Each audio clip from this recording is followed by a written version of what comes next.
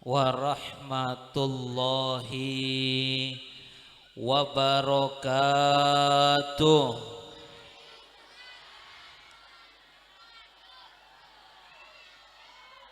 Alhamdulillah wassalatu wassalamu ala Rasulillah Sayyidina Muhammad ibn Abdullah wa ala alihi wa sahbihi wa man wala wala hawla wala quwwata illa billah. Rabbi shrah li sadri wa yassir li amri wahlul uqdatan min lisani yafqahu qawli, amin. Yang saya hormati dan saya muliakan kepada para habaib, wabil khusus kepada guru daripada kita semua, orang tua kita semua, Al-Mukarram Al-Habib Muhammad As-Saqqaf matta'anallahu bituli hayatihi syarifah. Mudah-mudahan Habib Muhammad lanjeng umur, sehat walafiat, bisa membimbing dan memberi barokah kepada kita semuanya, sehingga kula sampian sedejah mendapatkan kehidupan yang penuh dengan keberkahan dan kebahagiaan mulai dunya sampai depai akhirat, amin ya robbal. Dan juga kepada para kiai, para alim ulama yang hadir, wabil khusus kepada Al-Mukarram wal Muhtaram Kiai Haji Bahrawi, kepada Al-Mukarram Kiai Haji Abdurrahman, Kiai Imam Syafi'i, Haji Ahmad Rafi'i, Al-Ustadz Muhammad Ru'i, Al-Ustadz Khatibul Umam, Al-Ustadz Kusyairi, dan juga kepada Ketua FKST Haji Samarto, begitu juga Ustadz Subairi, dan juga PJ, dan juga Kepala Desa Telaga Haji Zainul Fata, dan juga kepada seluruh hadirin dan hadirat yang dimuliakan oleh Allah Subhanahu wa ta'ala. Alhamdulillah. Malam mangken gula bi sampian sedaja apolong majelis neka dalam keadaan hati kita bersatu, alhamdulillah, saling mencintai satu sama lain, alhamdulillah, alhamdulillah. Yang mana ada satu hadis yang menceritakan singkat saja bahwa nanti pada hari kiamat itu akan ada orang-orang yang duduk fi manabir min nur, di mimbar-mimbar dari cahaya. Beda mimbar dari apa? Mon masjidnya gak dari apa mimbarna? Kaju nggih. Neka mimbar dari cahaya. Dari cahaya ada orang-orang yang duduk di situ. Libasuhum nur, pakaiannya bercahaya, wajahnya bercahaya. Mereka itu bukan anbiya, bukan syuhada, benih para nabi, benih orang-orang yang mati syahid. Lantas siapa mereka? Dalam hadis tersebut dikatakan mereka adalah orang-orang yang dulu hatinya saling mencintai karena Allah. Orang-orang yang dulu di dunia sering toju apolong seperti ini, duduk bareng-bareng dalam keadaan hatinya rukun, tidak saling membenci, tidak saling hasud. Mereka duduk karena Allah. Wal mutazawirina fil fiya, dan juga orang-orang yang seling menziarahi satu sama lain. Ini datang ke rumahnya fulan, fulan kadang-kadang datang ke rumahnya fulan. Itu pun bukan karena tujuan dunia, tetapi karena Allah. Mudah-mudahan duduknya kita di sini, walaupun berbeda-beda alumni pondok pesantren. Ada yang nyantri di Sitogiri, gih, pada saya alumni Sarang, Kiai Maimun. Ada yang alumni pondok pesantren di sini, di sana, di sini, berbeda-beda. Saya dari Malang, sampai dari Telaga, gih, masya Allah. Tapi kita duduk bersama dalam keadaan saling cinta. Insya Allah kita mendapatkan derajat itu, dapat mimbar dari cahaya, dan kita mendapatkan derajat yang mulia di sisi Allah nanti. Amin ya Rabbal. Dan mudah-mudahan FKST, Forum Komunikasi Santri Telaga, yang ini hari jadi ke-6, mudah-mudahan semakin bermanfaat. Dan mudah-mudahan kaum santri semakin ke depan. Santri harus ke depan. Nggih, santri nega luar biasa santri nega. Kalau tidak ada santri, hancur dunia ini. Kalau nggak ada santri, hancur Telaga ini. Perlu saya kasih apresiasi. Saya lihat Masya Allah Madura ini luar biasa. Bukan saya mau memuji sampean karena apa, tidak, karena realitanya saya lihat Madura neka Masya Allah, pondok-pondok, madrasah-madrasah dinia saya lihat lebih hebat dari di tempat saya di Jawa sana. Alhamdulillah. Di sini belajar mengajar ilmu agama masih sangat diperhatikan.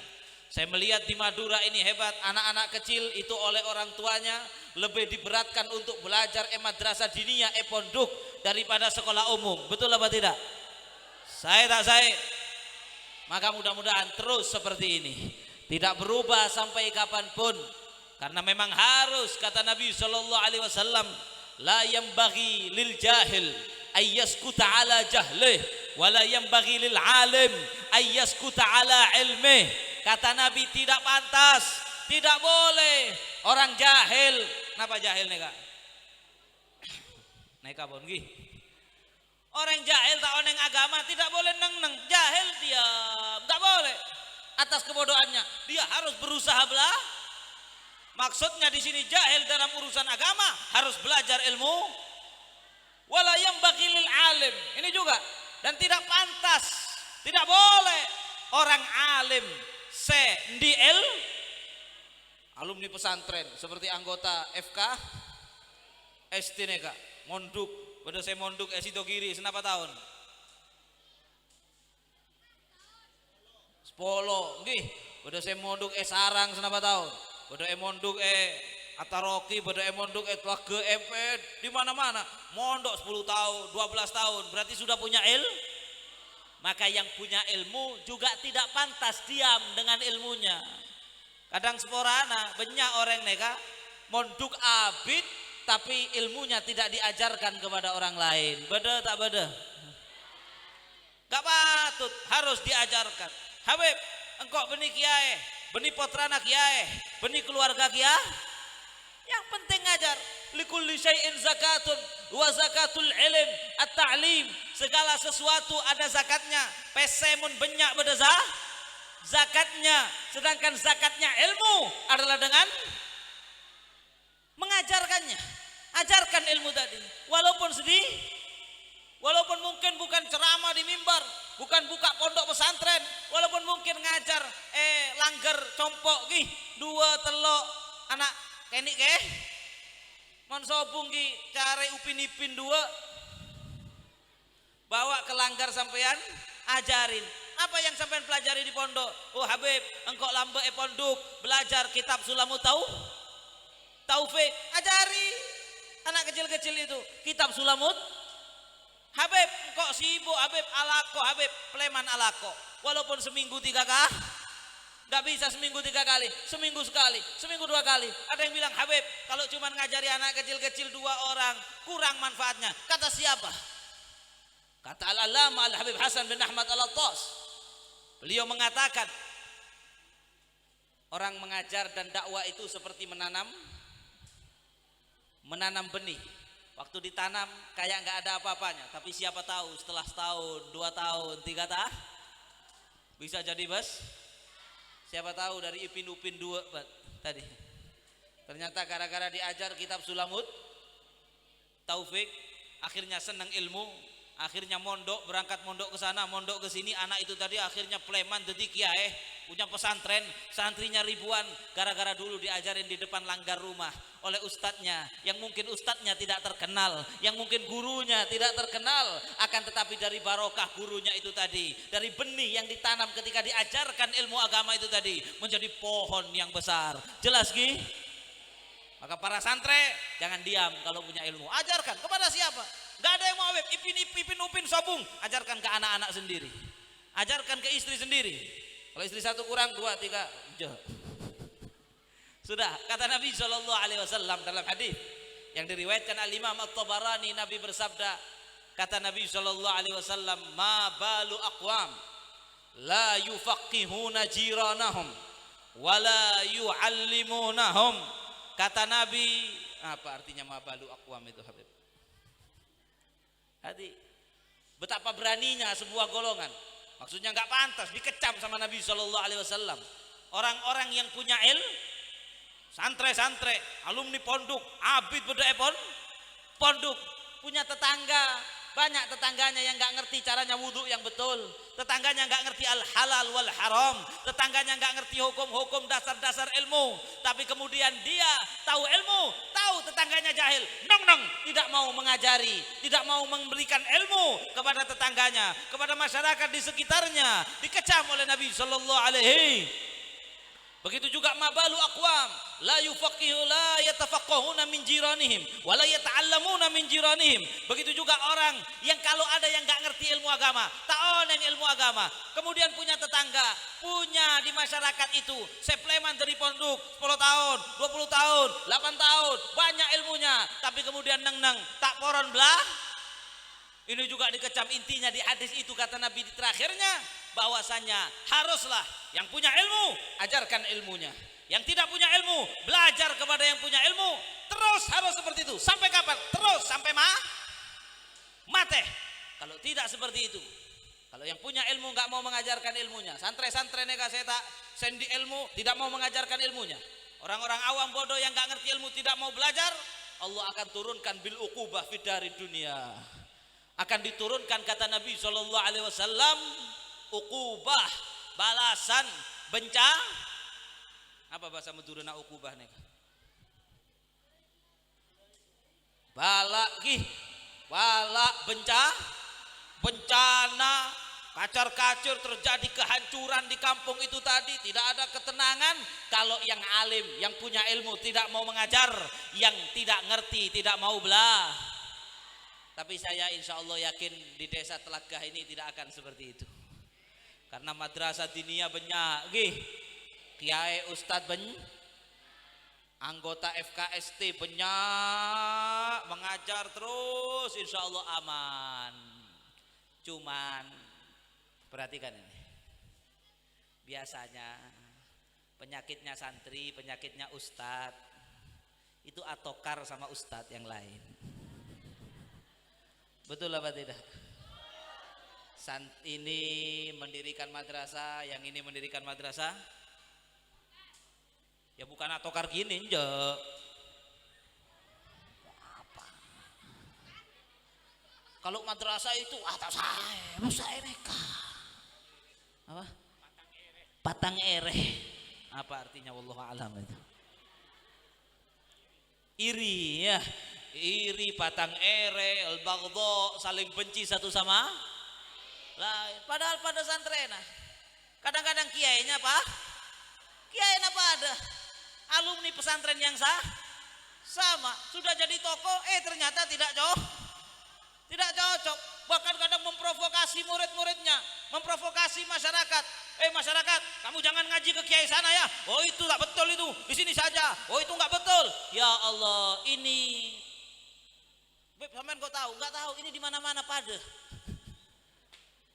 Di tempat saya juga sami mawon karena memang setan itu, perhatikan setan neka kalau sudah melihat santri-santri pleman dari pondok terus buka madrasah, buka pengaji, ngajar masjid, buka pondok, takut setan, bahaya neka kalau dibiarkan masuk surga kabi orang telaga. Maka bagaimana caranya? Maka setan mengeluarkan salah satu jurus, namanya jurus at-tahrish bainahum. Kata Nabi, inna syaitan qad ya'isa ayya'budahu al-musalluna fi jaziratil arab walakin fit tahrish bainahum. Setan itu sudah putus asa. Kalau dulu kalangan para sahabat Nabi, para tabi'in sudah dididik dengan ilmu yang kuat, kalau mau disuruh nyembah setan, disuruh nyembah berhala, wah sudah putus asa. Begitu juga ke orang Madura. Saya yakin setan itu udah putus asa. Orang Madura kalau diajak murtad, setan sudah tidak pede. Kalau setan masuk ke Telaga, mau berdakwah, ngajak, ayo orang Telaga nyembah patung pole, keluar dari Islam, nggak pede setan. Insya Allah tidak mungkin karena kenapa di Madura ini, jangankan orang solehnya, bajingannya diajak murtad nggak mau. Betul apa tidak? Yang sudah bajingan, kalau diajak murtad nggak mau, kalau agama dinistakan, maju. Itu bajingannya, apalagi orang soleh. Makanya setan sudah nggak pede, sudah nggak percaya diri kalau mau menggoda orang Telaga, orang Madura, santri-santri FKST untuk kembali menyembah kepada selain Allah. Oh berat. Akan tetapi apa yang dilakukan setan? Fitahrisi bainahum. Bagaimana caranya?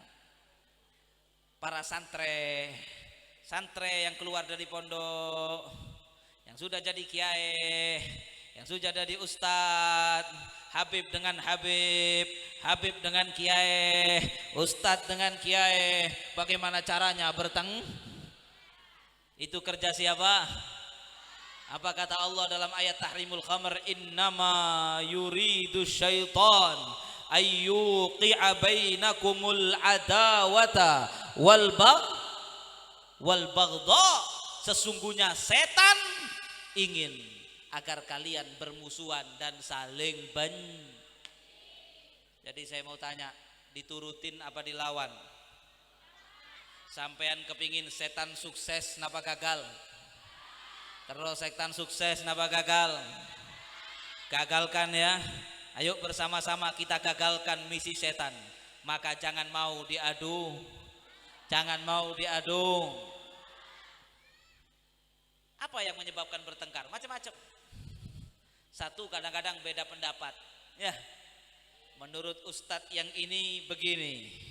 Menurut ustadz yang ini tidak sama, akhirnya bertengkar. Kalau beda pendapatnya bukan dalam urusan usuluddin, bukan dalam masalah akidah, hanya masalah, misalnya dulu saya pernah tahu, mungkin di sini enggak, ada satu ustadz kalau pengajian mintanya speaker masjid suara atas.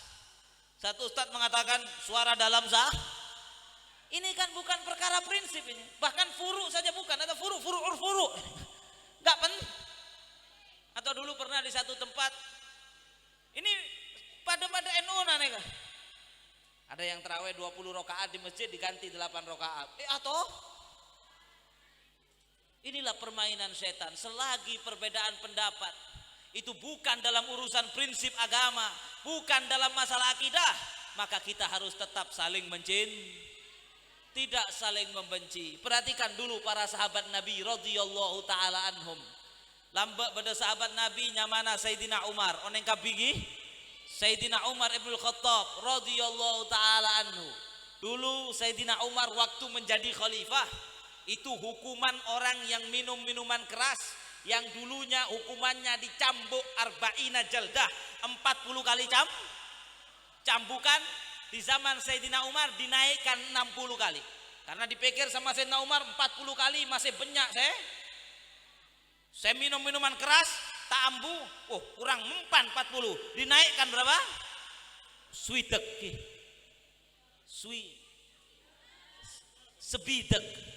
Melarat tajwidna nih, dinaikkan sebidek. Begitu sebidek dijalankan, masih banyak orang yang mabuk. Kata Sayyidina Umar, belum jerah orang-orang, 60 kali cambukan, dinaikkan belum polo. Maka orang yang minum minuman keras pada akhirnya di zaman Sayyidina Umar dicambuk senapa kali? Belum polo. Zaman Kanjeng Nabi 40. Zaman Sayyidina Abu Bakar 40. Zaman Sayyidina Umar belum. Sudah wafat Sayyidina Umar radhiyallahu taala anhu. Sayyidina Utsman jadi khalifah. Lestari Sayyidina Utsman Sayyidina waktu Sayyidina Ali jadi khalifah dikembalikan lagi menjadi 40. Bagi orang yang minum minuman keras dicambuk 40 kali. Tapi perhatikan, beda pendapat antara Sayyidina Umar dengan Sayyidina. Tapi apa kata Sayyidina Ali ketika mengembalikan cambukan dari 80 menjadi 40, kata Sayyidina Ali, wa ma fa'ala Umar khairan. Kata Sayyidina Ali, saya kembalikan menjadi 40 kali cambukan, tapi apa yang dilakukan Sayyidina Umar menambah 40 menjadi 80 khairan, nekasa. Loh, kalau begitu kan enak. Menurut Kiai Neka yang baik begini, menurut kiai ini yang baik begini. Tapi kiai itu mengatakan, ya itu kiai sana itu maksudnya juga baik, pendapat saya juga baik, sampean ngikutin kiai sana boleh, ngikutin saya juga boleh. Kiai itu tangtretan, kiai itu tetangga saya, keluarga saya, saudara saya, atau kargi, nyaman, betul apa tidak? Enak kalau seperti itu. Satu kejadian lagi. Dulu Rasulullah Sallallahu Alaihi Wasallam, terus apa cukup ini? Sampai jam berapa? Subuh. Terserah Habib Muhammad ini. Adu ba'id kata Habib Muhammad. Marhaba, sam'an wa ta'atan. Ya. Lanjut Ki, jangan subuh. Engkau tak kuat teriak-teriak sampai subuh. Semaput Habib. Satu kejadian lagi. Dulu ada perang, namanya perang Ahzab, atau juga disebut perang Khandaq. Singkat cerita, saya nggak menceritakan, sampai santri oneng kabin ya kak, santri kabilan nih. Perang Khandaq selesai, Nabi Pleman dari perang Khandaq, Nabi depa compo, Nabi meletakkan senjata, Nabi mau membuka baju perang. Fanazala Jibril alaihissalam, turun malaikat Jibril alaihissalam mengatakan kepada Rasulullah, ya Muhammad, awaddu'tas silah, wahai Muhammad, apakah engkau meletakkan senjata? Kata Nabi ke malaikat Jibril, iya, pasukan sekutu sudah pulang Pleman ke negaranya masing-masing. Belum ada musuh di dalam selimut. Jangan letakkan dulu senjata kamu, wahai Muhammad. Kemana? Ila Bani Quraidah, ke kampung Yahudi Bani Quraidah. Ternyata orang-orang kafir Quraisy, Ghatafan itu mengepung Madinah. Yang menjadi biang keroknya Yahudi Bani Quraidah yang ada di dalam kota Madinah. Memang Yahudi kurang ajar dari dulu, makanya sampai sekarang kurang ajar. Mudah-mudahan Yahudi di Israel yang sekarang mendolimi saudara-saudara kita di Palestina dihancurkan oleh Allah, dibinasakan oleh Allah. Zionis itu yang mendolimi saudara-saudara kita di Palestina, mudah-mudahan disobek-sobek oleh Allah. Allahumma mazziqhum kulla mumazzaq wa farriq jam'ahum wa baddid syamlahum wa aqlil adadahum. Allahumma arsilil adzaba ilaihim min haitsu la yahtasibun. Mudah-mudahan dikirim azab oleh Allah dari yang tidak mereka sangka-sangka, dan saudara-saudara kita diberi kemenangan, dan Masjidil Aqsa berhasil dimerdekakan dan kembali dikuasai umat Islam. Amin ya rabbal. Kembali ke cerita ini. Nabi sama malaikat sama Allah diperintah untuk ke kampung Bani Quraidah, kampungnya orang Yahudi yang ternyata jadi biang kerok perang itu. Maka Nabi tidak jadi meletakkan senjata, dipakai lagi baju besinya.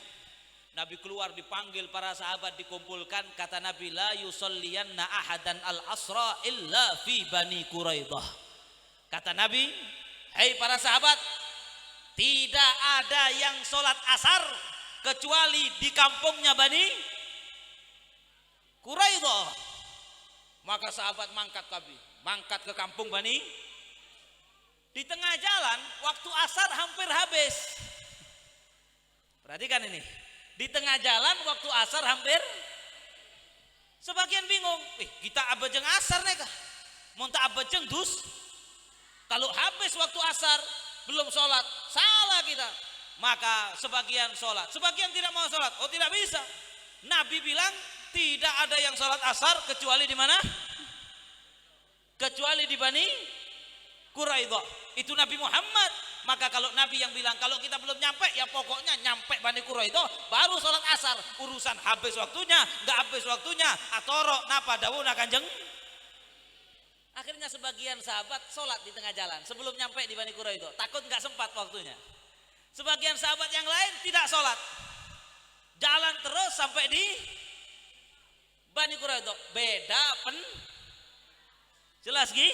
Beda sampai di kampung Bani Quraidah. Singkat cerita, Nabi mengatakan dua-duanya benar, nggak usah bingung. Yang satu sholat asar di tengah jalan karena tahu aturan dari saya. Nabi yang menyampaikan bahwa waktunya asar itu habisnya segini, dia sholat betul. Yang sebagian tidak sholat karena saya bilang tidaklah kalian sholat asar kecuali di Bani Quraidah, maka tidak sholat di tengah jalan sampai ke sini juga betul. Udah, mereka tetap akrab, tetap baik, tidak memusuhi satu sama. Tidak ada yang mengatakan, oh jangan ikut itu, ngawur itu, nggak mau sholat. Ada yang mengatakan itu, Nabi sudah bilang nggak boleh sholat di Bani Quraidah kecuali di kampung Bani Quraidah, tetap tengkar, nggak ada. Siap mencontoh para sahabat, para santri, siap gi, jangan saling benci. Allah berfirman, wa'tasimu bihablillahi jami'an wala tafarraqu wadhkuru ni'matallahi 'alaikum id kuntum a'daan fa'allafa baina qulubikum fa asbahtum bi ni'matihi ikhwana wa kuntum 'ala syafa hufratin minan nar fa anqadhakum minha ila akhiril ayah. Wa'tasimu bihablillahi jami'an. Peganglah agama Allah ini.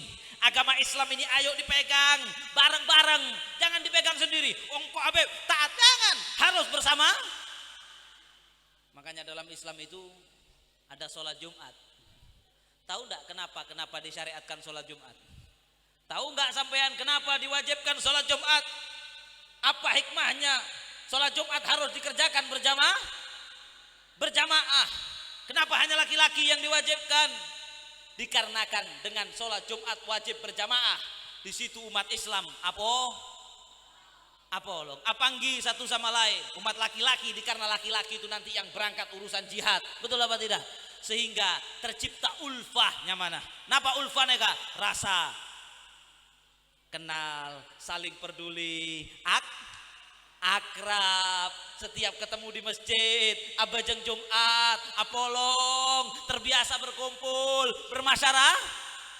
bermasyarakat. Itu hikmah kenapa diwajibkan sholat Jumat berjamaah. Kenapa? Sholat jamaah itu lebih afdol, 27 kali lipat. Dalam riwayat yang lain 25 kali lipat. Kenapa sholat fardu ditekankan untuk berjamaah? Ini tujuannya agar apolong, ketemu, akrab, berjabat. Apa kata Nabi? Tasafahu yadhabil ghillu an qulubikum. Selinglah kalian berjabat. Apa bahasa Maduranya jabat tangan? Asalaman. Apanggi masjid asalaman. Panggi pengajian. Makanya banyak pengajian. Saya beda FKST. Oh, sangat sah. Dengan ini santre-santre dari cabang-cabang pondok yang berbeda, dari alma mater pondok yang berbeda, duduk bersama-sama, apanggi, tojuk bareng, apolong, asalah. Maka ketika asalaman, kata Nabi, yadhabil ghillu an qulubikum. Dengan asalaman, elang ghil. Apa ghil neka? Rasa tak nyaman itu lemate, gula tak nyaman bi orang neka, gula tak lebur bi orang neka, gula tak lebur bi ustad neka. Tapi apolong, asalaman, berkurang rasa kebenciannya, diganti menjadi rasa cinta, sehingga tujuan disyariatkan sholat Jumat harus berjamaah. Di antara tujuan dianjurkan kita sholat abajeng fardu berjamaah, tujuannya agar tercipta Makanya dulu para sahabat Nabi, tadi ayat yang dibaca Habib Muhammad tadi, penutup surat Al-Fath, Allah berfirman, Muhammadun Rasulullah walladzina ma'ahu asyidda 'alal kuffar ruhama'u bainahum tarahum ruk'an sujjadan yabtaguna fadlan minallahi wa ridwana simahum ila akhiril ayah. Kata Allah, Muhammadur Rasulullah, Nabi Muhammad neka utusan Allah, walladzina ma'ahu, orang-orang yang membersertai Nabi Muhammad, para sahabat Nabi Muhammad, santre-santrena Nabi Muhammad asyidda alal kufar, kalau kepada orang kafir tegas. Kalau kemarin ada apa? Manado apa namanya kemarin? Manguni, kurang ajar sama orang Islam. Oh tegas, kurang ajar. Kepada orang kafir tegas. Apa kamu? Jangan macam-macam sama Islam. Kalau dia bilang tidak boleh mengibarkan bendera Palestina, kamu yang saya tegas sama orang kafir. Ruhama'u bainahum, tapi sesama Islam, sesama santren Kanjeng Nabi, sesama santren, sesama mukmin, ruhama, saling cinta, tidak saling benci. Maka dikatakan tadi di ayat itu, permisalan mereka kazar'in, seperti tumbuhan yang mana semakin akarnya kuat, persatuannya semakin kuat, semakin saling cinta satu sama lain. Sampai dulu para sahabat Nabi itu kalau ada sahabatnya kancana yang tidak punya rumah, dia punya rumah 2, satu rumahnya dikasihkan. Nggak ada bedang di pasar, kasih bedang di pasar. Orang muhajirin hijrah dari kota Mek pindah ke kota Madinah, tidak punya istri, ada yang istrinya 2, diceraikan 1, suruh nikah. Kan ada itu riwayatnya. Persatuannya sangat, rasa cintanya sangat kuat. Padahal Madinah itu, orang Madinah suku Aus, suku Khazraj dengan orang Quraisy beda suku, bukan tretan secara darah, tetapi mereka dipersaudarakan dengan ikatan saudara. Perhatikan, ikatan saudara karena iman itu lebih kuat daripada ikatan saudara karena darah. Saya ulang sekali lagi, ikatan persaudaraan karena iman itu jauh lebih kuat dari ikatan persaudaraan karena darah saudara. Tapi kalau imannya tidak sama, bukan saudara. Apa dalilnya? Dalilnya waktu Nabi Nuh alaihissalam mengatakan kepada Allah doa, inna ibni min ahli wa inna wa'dakal haq wa anta ahkamul hakimin. Ya Allah, itu anak saya. Kata Nabi Nuh di potra naik kakak kafir, tidak mau naik perahu, malah naik ke atas gunung. Waktu gunungnya mau tenggelam, Nabi Nuh mengatakan, ya Allah, itu anak saya, tang potra neka, keluarga gula. Apa kata Allah? Ya Nuh, innahu laisa min ahlik, wa Nuh, neka beni termasuk keluargana sampian. Padahal anaknya. Kalau dites DNA cocok itu. Tapi kata Allah, bukan. Makanya dari ayat ini, anak kalau kafir, orang sepona wafat, dapat warisan apa tidak di ilmu faraid? Dapat apa tidak? Lu santren ya kah? Jangan sampai santren tak oneng, bahaya. Mon beda orang sepo muslim, wafat, meninggalkan warisan. Anaknya kafir, masuk agama lain selain Islam. Anaknya dapat warisan apa tidak? Dapat warisan apa tidak? Padahal itu anak kandungnya. Kalau tes DNA, oh identik, tapi tidak termasuk keluarga. Kenapa? Dia itu memilih kemurtatan, memilih kufur alal ya ayyuhalladzina amanu la tattakhidu aba'akum wa ikhwanakum awliya in istahabbul kufra alal iman. Kata Allah dalam Al-Qur'an, hai orang-orang yang beriman, jangan kalian jadikan menjadi sahabat karib orang dekat kalian, walaupun bapak kalian sendiri, walaupun saudara kalian sendiri, kalau mereka memilih kekufuran daripada keimanan. Luar biasa. Darah beda iman, peke hubungan keluarga. Orang lain tapi pada beriman, saudara. Innamal mu'minuna ikhwatun. Kata Allah, orang mukmin setong dengan orang mukmin yang lain adalah saudara. Tretan, walaupun orang lain, gula bi sampeyan, gula bi Sahibul Bait Haji Syahrawi neka, orang lain benih tretan. Mungkin kalau diurut nasabnya nggak tahu ketemu di Nabi Adam atau di mana. Akan tetapi karena sama-sama Islam bersaudara, makanya jangan ada pengkotak-kotak. Ada satu cerita lagi masalah ini, ikatan iman. Dulu Nabi SAW, udah terlalu panjang kalau diceritakan, nggak perlu. Singkat cerita saja. Abu Sufyan bin Harb itu waktu belum masuk Islam, Masya Allah. Abu Sufyan, oneng Abu Sufyan nih. Waktu itu ada perjanjian namanya perjanjian Hudaibiyah. Pip, ini ceramahnya kok ilmu semua berat. Kan santren ya kak. Kalau santren ini bisa diceritain yang begini. Ini orang awam, santren, forum, komunikasi Saya mengingatkan apa yang dulu sampai pelajari di pondok. Ya. Dulu ada suluh Hudaibiyah. Ingat usuluh Hudaibiyah. Perjanjian Hudaibiyah. Tidak boleh saling serang antara orang kafir Quraisy dengan orang Suluh Hudaibiyah berjalan sekian tahun, orang kafir Quraisy berkhianat. berkhianat, membunuh dari Bani Bakar, membunuh Khuza'ah, panjang ceritanya, dibantai, akhirnya berarti perjanjiannya rusak, gencatan senjatanya selesai karena orang kafir Quraisy mengkhianati. Waktu itu Islam kuat. Abu Sufyan sudah tahu ini kalau perang lawan Nabi Muhammad kalah ini. Maka Abu Sufyan datang ke Madinah. Sebelum Abu Sufyan datang, Nabi mengatakan, kayaknya Abu Sufyan bakal datang ke sini meminta agar perjanjian damai diperpanjang, jangan dituruti.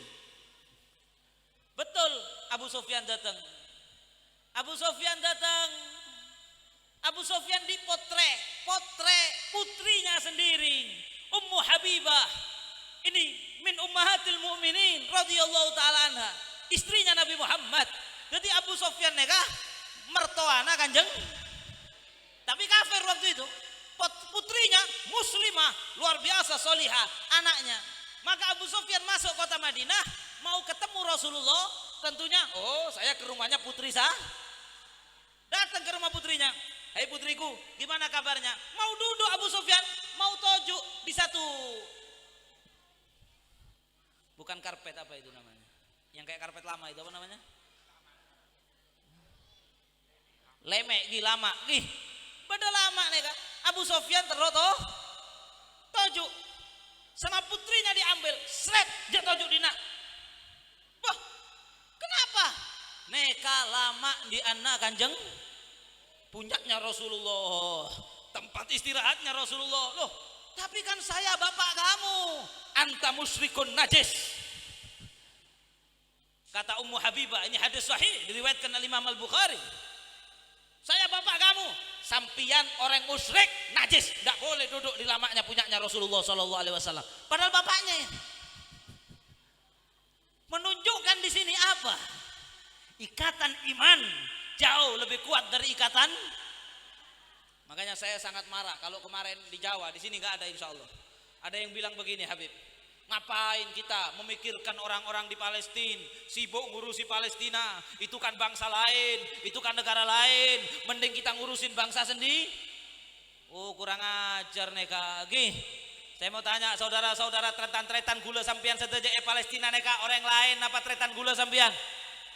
Tretan, kita dengan mereka kal jasadil Habib, tapi kita bahasa dengan mereka beda, suku beda, jauh Habib, walaupun jauh, walaupun bukan family, walaupun tidak kenal, mukmin dengan mukmin adalah saudara, ikatannya lebih kuat dari ikatan dah. Kembali ke ayat Al-Fatih tadi, Al-Fatih. Kata Allah, permisalan para sahabat yang walaupun bukan saudara, bukan beda suku, tapi mereka saling mencintai, ukhuwahnya, persaudaraannya sangat kuat, seperti tumbuhan yang semakin lama semakin akarnya semakin kuat. Apa kata Allah di akhir ayat itu? Liyaghidha bihimul kuffar. Kuatnya ukhuwah umat Islam membuat orang kufar, orang kafir sakit. Kenapa orang kafir sakit hati? Karena mereka nggak bisa bersatu seperti itu. Orang kafir tidak punya persatuan sebagaimana persatuan umat Islam di zamannya Nabi Muhammad, sebagaimana rasa cinta, walaupun beda suku, beda kabilah, beda bangsa, mereka bisa mencintai luar biasa, diikat dengan kekuatan Islam, maka melihat semakin bersatu, semakin kuat, orang kafir semakin sakit hati,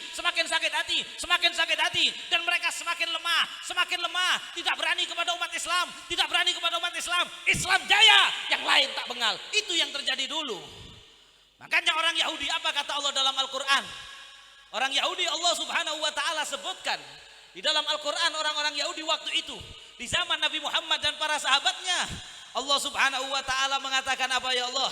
Di dalam Al-Quran Allah mengatakan wa tahsabuhum jami'an wa qulubuhum. Kemudian sebelum itu Allah mengatakan ba'suhum bainahum syadid tahsabuhum jami'an wa qulubuhum syatta dzalika bi annahum qaumun la yaqilun. Kata Allah, itu orang-orang kafir, orang Yahudi, satu sama lain permusuhan antar mereka kuat sampai sekarang sebenarnya. Jangan sampai pikir orang Yahudi se-Israel mereka sepakat kabeh bersatu, enggak. Mereka enggak cocok satu sama lain, caci maki satu sama lain. Wa tahsabuhum jami'an. Hai orang Islam, kalian kira orang-orang Yahudi, orang kafir mereka bersatu, kayaknya satu persatu padu la. Wa qulubuhum syatta. Hati mereka saling bertentangan satu sama lain, bermusuhan satu sama lain. Dzalika bi annahum qaumun la yaqilun. Itu karena mereka orang yang tidak punya akal. Tapi kenapa kita bisa kalah dengan mereka sekarang? Karena kita umat Islamnya juga begitu. Betul apa tidak? Betul apa tidak? Maaf kalau saya ngomongnya cepat, bisa dipahami tapi ya. Perkataan saya ini bahasa Indonesia bisa dipahami. Ya Allah, tapi kita umat Islam sekarang sama. Tak pada di zaman para sahabat Nabi yang ruhama bainahum. Kita sekarang jangankan orang awamnya, kiai dengan kiai atau kar, habib dengan habib atau kar, ustadz dengan ustadz atau kar, ketua organisasi Islam dengan ketua organisasi Islam atau bertentangan, akhirnya diinjak-injak. Kenapa Israel mereka kini orang Yahudi satu dunia 13 juta orang Islam gak usah satu dunia Habib. Jawa Timur hampir 50 juta orang Islam di Jawa Timur, sama orang Yahudi di seluruh dunia lebih banyak orang Islam di Jawa Timur. Indonesia hampir telok ratus juta orang Islam Indonesia. Beni Malaysia belum lagi kita Malaysia, Thailand, India banyak 200 juta lebih. Belum lagi fi dual al Arabiyah, di negara-negara Arab yang hampir mayoritas semuanya Tapi bagaimana? Perhatikan ini yang terjadi efeknya daripada perpecahan ini. Bagaimana bisa yang 13 juta menginjak-injak yang miliaran sampai dibantai seperti itu, mereka tetap bisa tenang, aman. Kenapa? Umat Islamnya tidak bersatu. Palestina dibombardir, Gaza dibombardir. Pemerintah negara sebelahnya bilang, oh kita nggak ikut-ikut. Itu Palestina, Mesir nggak ikut, Saudi bilang oh kita nggak ikut-ikut, sebelahnya bilang kita nggak ikut-ikut, oh itu lain, mereka bertengkar, oh itu memang Habib kita nggak cocok sama itu, Hamas itu begini, ini begini, akhirnya apa? Bisa diinjak-injak karena tidak bersatu. Maka dari itu dimulai dari lingkup yang kecil ini, lingkup telaga. Mudah-mudahan FKST ini bisa menjadi wadah untuk betul-betul kita bisa bersatu. Sebagaimana dulu para sahabat Nabi, hindarkan rasa egois, hindarkan rasa benci satu sama lain, bersatu padu, hilangkan kebencian. Dengan itu kita akan kuat dan musuh-musuh Islam akan Ada beberapa hal sebelum saya tutup. Tadi sempat saya tulis coret-coret sedikit. Jam berapa ini? Ada beberapa hal yang mana menjadi penyebab kenapa kita umat Islam khususnya di zaman sekarang ini sering bermusuhan satu sama lain. Di antaranya yang pertama yaitu al-jahl bi atharil mahabbah wa fadailiha al-katsirah. Enggak ngerti tentang bagaimana fadilah dan pentingnya saling mencintai satu sama lain. Iya, kadang kita enggak tahu. Dipikir kita dengan sholat, puasa, apasa, abajang, cokok masuk surga. Tak cokok. Apa kata Nabi? La tadkhulul jannah hatta tu'minu wa la tu'minu hatta tahabbu. Awala adullukum ala syai'in idza fa'altumuhu tahabbtum afsus salam bainakum. Kata Nabi, la tadkhulul jannah, kalian tidak bisa masuk surga hatta tu'minu, sampai beriman, wala tu'minu hatta tahabbu, dan kalian tidak bisa beriman kecuali saling cinta satu sama lain. Kalau masih saling benci satu sama lain, atokar satu dengan sama yang lainnya, belum betul-betul beriman kepada Allah. La yu'minu ahadukum hatta yuhibba li akhihi ma yuhibbu li nafsihi. Hadis sahih, kata Nabi, tidak sempurna, belum beriman betul kepada Allah kecuali sampai kalian mencintai saudara kalian sama dengan mencintai diri kalian sendiri. Madrasah yang ini cinta kepada madrasah yang sana seperti mencintai madrasah sendiri. Organisasi yang ini mencintai organisasi Islam yang lain seperti mencintai organisasinya sendiri. Seorang santri mencintai kiai orang lain seperti mencintai kiainya sendiri. kiainya sendiri. Kalau belum seperti itu, belum betul-betul beriman kepada Allah. Dan kalau belum beriman, belum bisa langsung masuk surga. Itu kata Nabi SAW. Awala adullukum ala syai'in idza fa'altumu tahabbtum. Kata Nabi, mau tidak aku tunjukkan kepada kalian satu cara agar kalian bisa saling mencintai satu sama lain. Afsus salam bainakum, tebarkan salam. Makanya kalau kita ketemu, salam. Dia kelupain gini. Kadang zaman sekarang diganti-ganti, betul apa tidak? Ketemu di pinggir jalan, kalau orang dulu assalamualaikum, waalaikum. Sekarang diganti apa kadang-kadang Kiai? Hah? Guys. Kadang cung, kibing. Ya, assalamualaikum. Bahkan ada yang parah. Kata Nabi nanti di akhir zaman caci maki dijadikan untuk menyapa. Ini sudah terjadi di Jawa saya lihat, nggak tahu kalau di sini. Mohon maaf, di Jawa itu kalau bahasa Jawanya anjing itu asu. Itu banyak saya lihat anak-anak muda kalau ketemu temannya, su. Saya tanya apa maksudnya? Maksudnya asu. Jadi loh, itu dibuat saling menyapa satu sama lain. Ya Allah, padahal tahiyatul Islam. Gimana mau nggak bermusuhan kalau begini? Gimana mau nggak hancur persatuan? Padahal Nabi mengajarkan setiap kita bertemu dengan saudara kita, ucapkan assalam, ucapkan assalamualaikum. Habib, sering saya ketemu sama dia, masa setiap hari assalam? Bahkan diajarkan dulu para sahabat Nabi itu kalau jalan berdua, ada satu pohon besar, dipisah sama pohon besar, ketemu lagi, assalamualaikum boleh? Assalamualaikum. Padahal jalan berdua ini.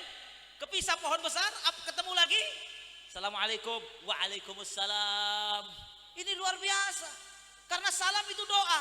Apa artinya assalamualaikum? Assalamualaikum, mudah-mudahan sampean dikasih keselamatan oleh Allah. Mantar muga sampean selamat, warahmatullah. Mantar muga sampean dapat rahmat Allah, kasih sayang Allah, wabarakatuh. Sampean mendapatkan barokah dari Allah. Dari Allah, didoakan dengan doa yang luar biasa. Dijawab, waalaikumsalam warahmatullah wabarakatuh. Mantar muga sampean gi selamat iya betul. Mudah-mudahan sampean selamat juga. Mudah-mudahan sampean dapat rahmatnya Allah juga, kasih sayangnya Allah juga. Mudah-mudahan sampean dapat barokah dari Allah juga. Kalau setiap ketemu assalamualaikum, waalaikumsalam, maka akan timbul nabah,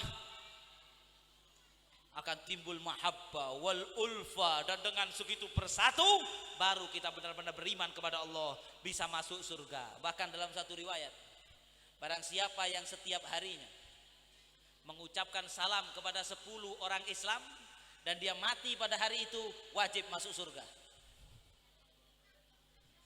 Jadi misalnya sampean pagi ketemu Habib Muhammad, assalamualaikum Habib, waalaikumsalam. Ketemu Kiai Bahrawi, assalamualaikum Kiai, waalaikumsalam. Mangkat ke pasar, ketemu tantretan, mau beli juko, nih amle juko, assalamualaikum. Pernah sampai? Kadang mau beli nggak assalamualaikum, assalamualaikum. Kalau sampai 10 orang, Peleman dari pasar kecelakaan, jelek, insyaallah enggak. Mate, wajib masuk. Walihadzal hadis, karena hadis ini wa kana Sayyidina Abdullah bin Umar radhiyallahu taala anhuma, dulu Sayyidina Abdullah bin Umar kadang-kadang pergi ke pasar tidak ada hajat illa memberi salam kepada orang-orang. Datang ke pasar, assalamualaikum, assalamualaikum, waalaikumsalam, assalamualaikum, Peleman. Ketika ditanya, apa wahai Sayyidina Abdullah bin Umar? Saya ingin dapat fadilahnya memberi salam kepada saudara-saudara sesama Masya Allah, siap diamalaki gini. Setiap ketemu salam, yusallimur raqib alal mashi, yang di atas kendaraan memberi salam kepada yang jalan. Sampai naik sepeda motor, naik mobil, ada orang jalan, buka jendelanya, salamu. Ya kalau di kampung, kalau di jalan jangan semuanya, nggak sempat ya, dan seterusnya. Sudah. Kemudian ini yang nomor 2, permusuhan itu sering terjadi di masyarakat gara-gara penyakit namanya al-ananiyah. Apa ananiyah itu? Harus saya, cinta kepada diri sendiri, ananiyah, dan juga al-mubalaghah fil hubbidzat, fanatik kepada sesuatu berlebihan, cinta diri sendiri, fanatik dengan dirinya, fanatik dengan madrasahnya, fanatik dengan organisasinya, kemudian pada akhirnya yang lain jelek semuanya karena kiai hanya saya, ustadz yang cocok hanya saya, yang benar saya, harusnya yang diundang saya. Kalau ini biasanya bukan beda pendapat lagi, beda pendapatan ini biasanya. Yang harus saya, oh kalau bukan saya, oh tak lebur neka, tak cocok neka, tak saya neka. Yang betul cuman saya. Nah ini penyakit ini. Ini menyebabkan perpecah. Semua begitu. Misalnya naudzubillah ada 3 santri alumni pondok, satu bilang harus saya, satu bilang harus saya, satu bilang harus saya. Apa yang terjadi? Tokar, tidak ada ulfah, tidak ada keakraban, tidak ada rasa cinta. Akhirnya tidak ada persatuan. Ya Allah, akhirnya hancur daripada persatuan itu karena anania dan juga fanatik kepada apapun kecuali fanatik pada Islam, fanatik pada Rasulullah, fanatik kepada apapun tak saya. Hatta fanatik kepada guru, hati-hati. Betul, cinta guru harus, takzim kepada guru harus. Tapi kalau fanatik hanya guru saya yang benar, hanya guru saya, hanya guru saya. Oh, misalnya ada yang alumni dari Sarang mengatakan hanya Kiai Maimun Zubair. Kalau lain Kiai Maimun Zubair, kalau bukan alumni Sarang, yang alumni Sidogiri juga bilang hanya Sidogiri. Kalau bukan Sidogiri, no, kita hanya suka sama yang sesama alumni Sidogiri, yang Kiai Sarang. Padahal Kiai Maimun sama Kiainya Sidogiri akrab, saling mencintai. Dan saya yakin kalau ada santrinya yang bilang begitu, dimarahi sama kiainya. Kalau kiainya bijaksana. Tetapi ini terjadi kadang-kadang di antara alumni pesantren, hanya fanatik ke pondoknya, fanatik ke kiainya, kemudian membenci kepada alumni pondok yang lain, membenci kepada kiai yang lain, membenci santri dari pondok yang lain. Maka ini adalah penyakit kebodohan yang terjadi, permainan setan untuk mengadu domba antara santri dengan santri, ustadz dengan ustadz, karena beda dan karena fanatik berlebihan kepada itu. Pokoknya sudah, jangan ada yang seperti itu. Insya Allah kita tidak seperti itu, insya Allah. Amin ya Rabbal. Ojen lestari pon ojen gih. Sedikit lagi juga terjadinya permusuhan gara-gara kurang bisanya kita menjaga lisan minal ghibah. Napa ghibah neka? Apa bahasa Maduranya? Arasan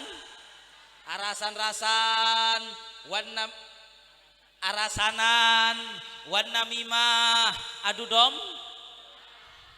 Kadang terus walaupun santre hobi arasanan gih, santre hobi adu domba, tidak bisa menjaga mulutnya dari berkata-kata yang menceritakan, oh ustadz ini begini, oh kiai ini begini, oh kalau pondok di sana itu begini nggak bagus, oh madrasah diniyah itu di sana begini, gara-gara ghibah, depak neka omongan ke pihak yang sana marah, akhirnya tidak cocok, akhirnya terjadi pertengkaran. Betul apa tidak?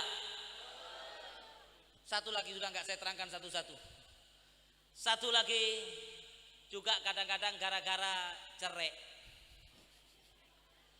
perpecahan terjadi gara-gara sifat cerai. Orang neka mau cerai, ba'id minan nas, ba'id minallah, ba'id minan nas, ba'id minal jannah, gorib ilan nar. Orang kalau cerai jauh dari Allah, jauh dari masyarakat, karena cerai orang nggak suka. Betul apa tidak? Akhirnya gara-gara cerai orang nggak suka sama dia, akhirnya nggak suka, akhirnya orang kenapa nggak suka sama saya? Karena sama yang cerai. Terserah, pese-pese nagu gula, akhirnya terjadi perpecahan. Maka dari itu Nabi bilang maka itu dikatakan tahab. Yang sering ngasih hadiah akan timbul rasa cinta. Sampai dikatakan ada satu riwayat al-alim al-bakhil al-jahil as-sakhi ahab ilallah minal alim al-bakhil. Orang tandi ilmu jahil tapi apa bahasa Maduranya? Apa? Lambe, orang jahil tapi lambe lebih dicintai oleh Allah daripada orang alim tapi cerai. Satu lagi, perpecahan juga terjadi gara-gara at-tama' wal hiris.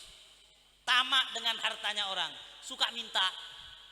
Nanti duduk sama-sama ustadz minta rokok. Oh karena ustadz ini kaya minta uang, pinjam dikit-dikit.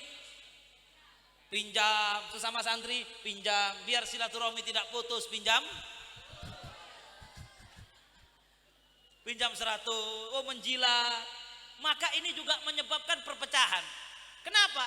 Dikarenakan manusia itu kalau sudah ada orang yang minta terus, minta pinjem, pasti lama-lama nggak suka. Betul apa tidak? Sampean kalau nggak percaya, sampean coba datang ke rumahnya orang, tiap hari pinjam duit. Assalamualaikum Habib, saya mau pinjam duit Habib. Besoknya datang lagi, Assalamualaikum Habib, saya mau pinjam duit. Sampai 10 hari, insya Allah sebaik-baiknya Habib, hari ke-11 nggak dibukakan pintu sampai. Betul ya? Tobuk. Itu manusia nggak senang dimintain terus, betul apa enggak? Dimintain terus. Makanya ada satu cerita Habib, Habib di Lawang, Allah rahmuh, minas sholihin, orang baik, orang kaya, orangnya sering ada masjid nyumbang. Suatu saat terus proposal, satu hari proposalnya 5-10.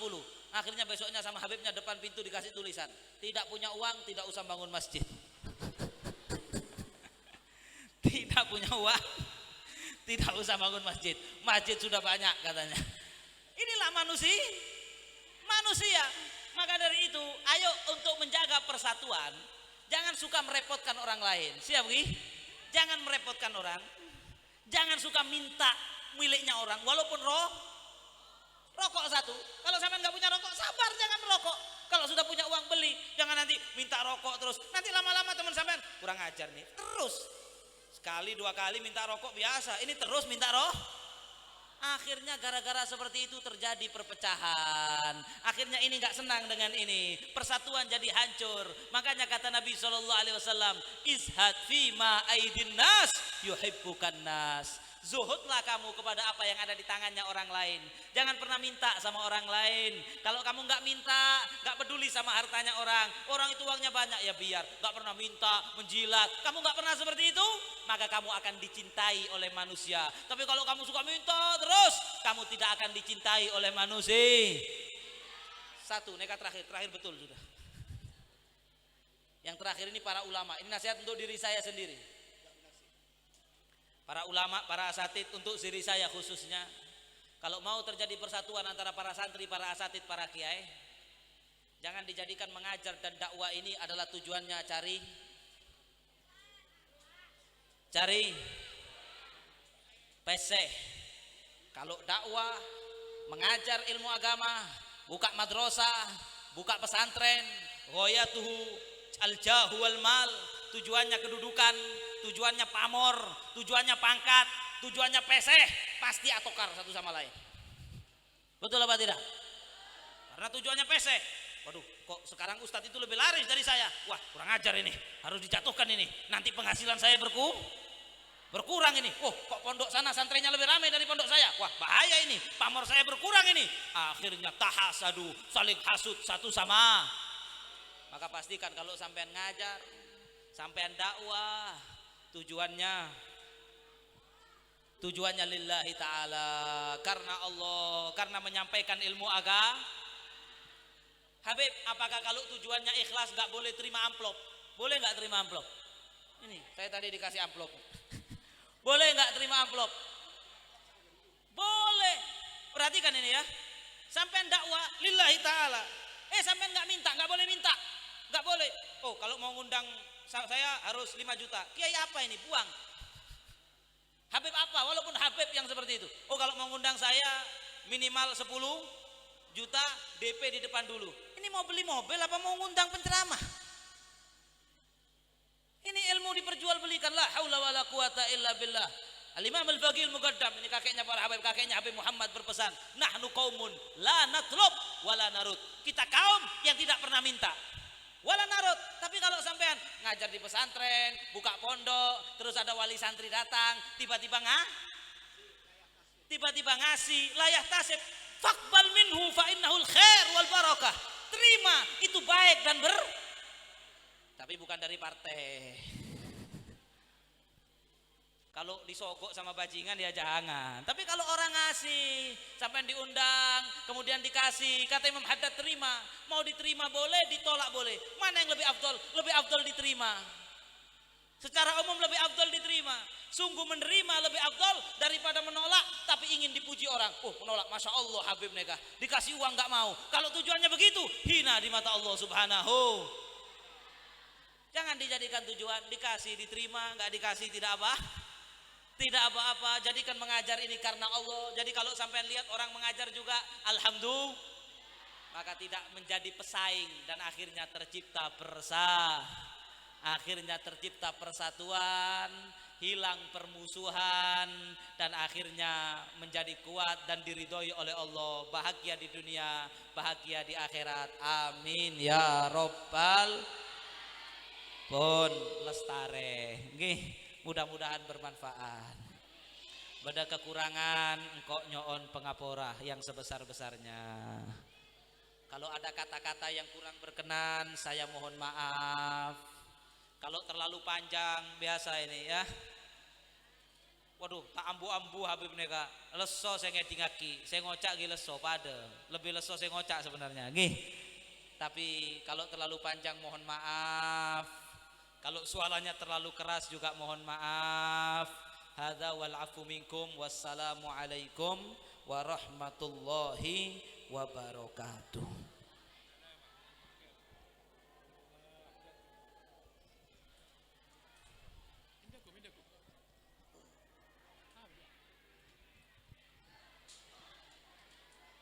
Loh, ini ke kita doa. Nih tukang sarang aja oh cina tak patolon. Tak nih serka tukang sarang ngabun. Bismillahirrahmanirrahim. Alhamdulillahirabbil alamin hamdan katsiran thayyiban mubarakan fihi ala kulli hal hamdan yuwafi ni'amahu wa yukafi mazidah. Ya Rabbana lakal hamdu kama yanbaghi li jalali wajhika wa 'azimi sultanik. Subhanaka ya Rabb la nuhsi thanan 'alaika anta kama athnayta 'ala nafsik falakal hamdu hatta tarda. ولك الحمد إذا رضيت ولك الحمد بعد الرضا. اللهم صل على سيدنا محمد وآله وصحبه وسلم. اللهم إنا نسألك بحق الفاتحة المعظمة وسبح المثاني أن تفتح لنا بكل خير وأن تتفضل علينا بكل خير وأن تجعلنا من أهل الخير وأن تعاملنا معاملتك لأهل الخير وأن تحفظنا في أدياننا وأنفسنا وأولادنا وأهلنا وأصحابنا وأحبابنا من كل محنة وبؤس وفتنة وضير إنك ولي كل خير متفضل بكل خير معد كل خير يا أرحم الراحمين بفضلك وكرمك وجودك يا أرحم الراحمين آمين. صلى الله ربنا على النور المبين اللهم صل عليه وعلى آله وصحبه أجمعين. صلى الله ربنا على النور المبين أحمد المصطفى سيد اللهم صل وسلم وبارك عليه وعلى آله. صلى الله ربنا على النور المبين أحمد المصطفى سيد المرسلين وعلى آله وصحبه أجمعين بفضل سبحان ربك رب العزة عما يصفون وسلام على المرسلين والحمد لله رب العالمين آمين. بنية القبول تمام كل سلم معمول إلى حضرة الرسول محمد صلى الله عليه وسلم وبسر أسرار الفاتحة. أعوذ بالله من الشيطان الرجيم. بسم الله الرحمن الرحيم. الحمد لله الرحمن الرحيم مالك يوم الدين إياك نعبد